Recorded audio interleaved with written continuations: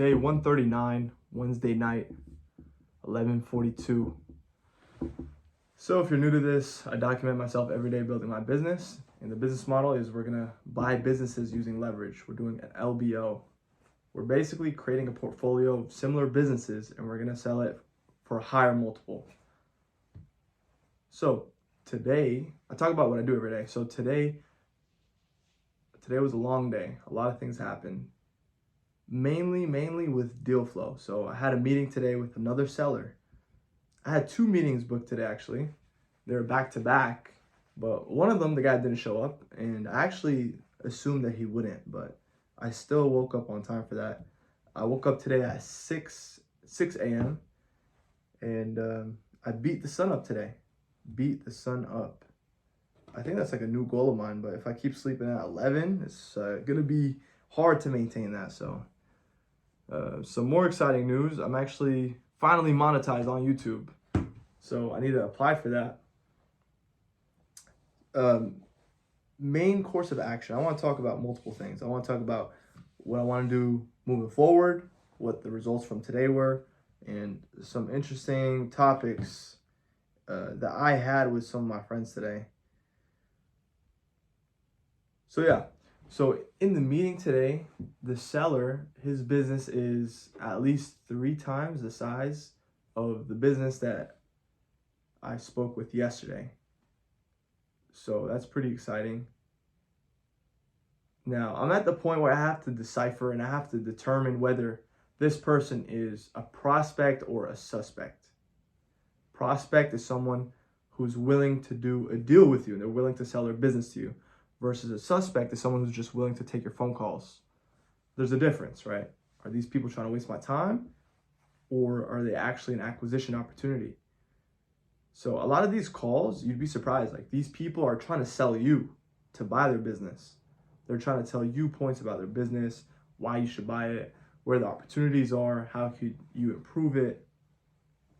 Honestly, today, I don't know if I should talk too much about these details, man. But a big point for finding a motivated seller is someone who's older. Now, that's not to say someone younger wouldn't be motivated. It would just have to be a very particular situation, right? And I'm not gonna lie, today's meeting, I really could have done better in today's meeting. But that's why you lean on your board. So I had a board member with me in the meeting, and I leaned on him a little bit in today's meeting. It's not necessarily a bad thing. For sure, something interesting. I definitely want to reflect on that a little bit. Have to review that phone call. But NDAs are signed. I'm going to see these numbers probably beginning of next week. Right now it's Wednesday. Probably going to get them around Monday, because I'm not going to explain details, but probably by Monday you get the numbers in. And now it's time for me to talk to the banks, right? That's the first course of action from this point moving forward. Talk to the banks, and every single day I don't do that, I'm wasting my time. I still have to do my deal flow. And I've been getting a lot of interesting comments from you guys. I saw someone break down like numbers. He's saying like, if you get one meeting from 500 outreach messages, you should call the people that open your messages. Very interesting tactics, and I need to do that. And also, I saw a suggestion saying that I should make these videos more so of me showing myself doing the action rather than me just sharing a reflection. And the only issue with that is that I would have to mute out so many like small different parts, and I'll be honest, like a lot of the details I don't necessarily want to share.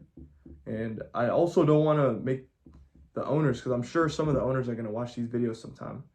I don't want to make them feel like I'm sharing private conversations. And because if you think about it, like if I break it down and I'm really showing like myself doing the work, it's a lot of just calls, phone calls, and me working out, having discussions with different people that I meet. So it would essentially just be like this. It's just a whole lot of talking. And there's nothing wrong with that, right? So I had work after. So another big point to this is like, how do you do the business that I'm trying to do while having a job. That's a big piece to the puzzle. You know what I mean? Because there's only 24 hours in a day.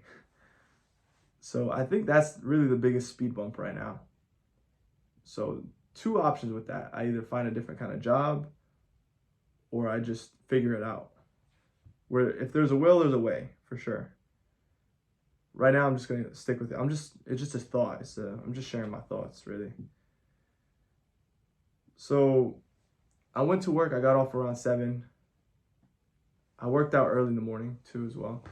So when I got off work, I like to just sit down and talk about money sometimes. I'll get together with some of my friends and we'll just sit down and we strictly only talk about money. And I do that like anytime I'll see my friends, that's all we do.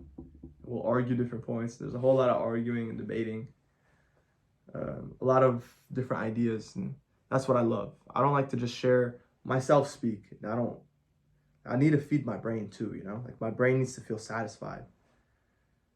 So a topic we discussed today was following your passion. Might be a stupid topic for some of you guys out there to think about, but a lot of people out there think in that way. Like, should I just follow my passion? What is my passion so I can figure out how to start? What should I do? I don't know what I need to do with my life, blah, blah, blah. The truth is, guys, the bare truth, the honest truth is that you cannot live without money. You cannot. You will die if you don't have money. You literally cannot survive. So saying money's not the most important thing is like saying like my survival is not important, right? To a certain degree, it's important. Money's important to a certain degree, obviously. But for you, I don't agree with the idea of following your passion. I think it's a load of BS. I really stand by that opinion, and I'll explain here. I think it's kind of like a privilege to think in terms of following your passion. If you do it, all power to you. But for you to delay yourself and not do the work and sit around moping and sit around procrastinating and just running away from the work because you want to follow your passion is just a load of BS, and it's just a flat out excuse. That's all it is. Listen, man, you don't need to follow your passion to make money. You just got to make money. And then you can figure it out along the way, but don't put your life on pause.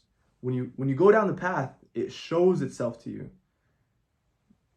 I'm in the middle of it. I'm not here to preach, really. I'm just sharing my thoughts. You can do whatever you want with it. But truthfully, if you ask 100 people how they succeeded, you'll get 100 different answers. There's not one way to succeed. I'm not here to tell you need to do 1, 2, 3 to succeed or else you're going to lose. I'm not here to say that.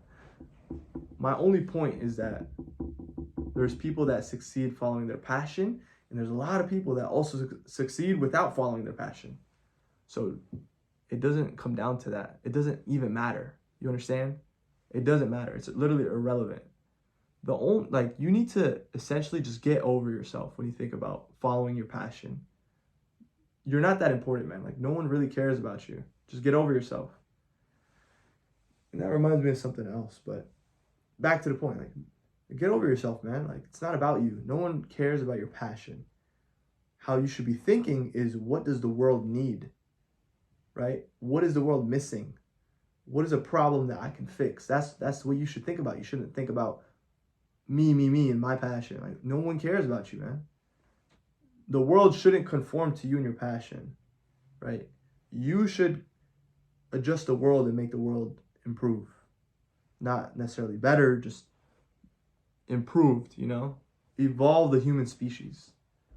Like, what you should think about is, where's the demand? Because the demand comes from the chaos. Where there's blood in the streets, chaos. Where there's chaos comes order, right? You find the chaos, you find the demand, and then you capture it with a solution, and boom, you're fixing the world, man. Think in terms of, what does the world need? If you're trying to be a YouTuber, the world does not need another Mr. Beast. I promise you, the world does not need another Mr. Beast. What are you gonna do? You're gonna make a channel just to go and capture the already existing Mr. Beast fanboys, Mr. Beast viewers? They already exist, man. You need to create it yourself. The world needs something different. It doesn't need another Mr. Beast. Don't go ahead and copy him, man. The best thing to do is copy 10 people at the same time. You have a little bit from here and there, put it in one, and that's an original piece of whatever. I'm not here to preach content, man. Like, who am I to say anything? I'm just stating logic. This is pure logic, man. Like, there's the richest man in New Zealand. He owns all the box companies in New Zealand. He's worth $9.7 billion for boxes. You think he's passionate about boxes? You think there's a guy in South Africa that has a mining company that makes billions. You think he cares about mining and digging holes? He doesn't give a shit. A guy in Ethiopia that literally like does concrete, like breaks rocks and condenses rocks, whatever. You think he goes to sleep in his bed with rocks? Like, he doesn't give a shit, man. They're not passionate. They didn't follow their passion. They just made money. Maybe you should just be passionate about making money. What if you're passionate about multiple things at the same time? You know, you could be passionate about making money, passionate about helping your family, passionate about saving the trees in Amazon rainforest. Multiple things could be true at the same time. That's a fact. So please don't waste your time trying to think of, oh, follow my passion bullshit. And something interesting that I do want to talk about. You know what? I'm going to take the camera with me. All right, going mobile. All right, so this is my room. And you probably won't see it because it's inverted. But, all right, you see these Kobe posters? So there's a quote I have on my wall that I've had up there for years, and I've never really understood it, but I finally understand it. So it's a quote from Kobe, greatest athlete of all time. He's saying, if you're afraid to fail, then probably you're going to fail. If you're afraid to fail, then probably you're going to fail. Like, if you're afraid of failing, then most likely you're going to fail. It's like, how does that make sense? Why would Kobe say something so like illogical, like something that doesn't even add up? Why would I fail if I'm afraid to fail? How does that make sense? Maybe I just fail because I was unlucky or whatever, right? Why would I fail because I'm afraid? How does that make any sense? The reason I think it makes sense because of this. Like, I finally understand it. In order for you to succeed, you have to be willing to fail. So you have to not be scared to fail. So if you're not scared of failing, then you have a chance of not failing. You see what I'm saying? That's the solution to the puzzle. It's like the fear of failing makes you a failure. Because people that fail over and over aren't failures. You're only a failure when you give up and you quit. That's what I think. So therefore, if you never even started, you're a failure. So it's like the fear of failure makes you become the failure. It's like your perception becomes your reality. It's so crazy. Yeah, man. Thanks for watching. Until now, if you're still watching, comment 0 to 1 billion.